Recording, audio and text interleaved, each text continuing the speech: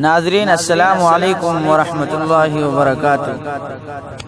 ندائے مدارس YouTube channel میں آپ کا خیر مقدم ہے۔ آئیے ناظرین، آج ہم آپ کے لیے لے کر آئے ہیں جن چیزوں سے روزہ ٹوٹ جاتا ہے۔ جانتے ہیں ہم کن چیزوں سے روزہ ٹوٹ جاتا ہے۔ نمبر 1، ختن، کوئی چیز کھا پی لی یا زبردستی کھلا دی گئی، اس سے بھی روزہ ٹوٹ جاتا ہے۔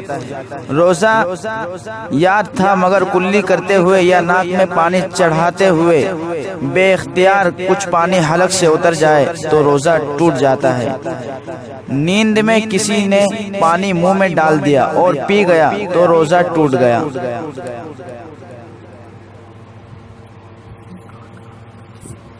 یا کسی نے کاٹ کھایا تو دوا پی لینا اور روزہ توڑ دینا درست ہے۔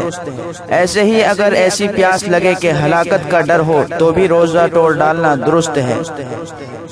حاملہ یا دودھ پلانے والی عورت کو کوئی ایسی بات پیش آ گئی جس سے اپنی جان کا یا بچے کی جان کا ڈر ہے تو روزہ توڑ ڈالنا درست ہے۔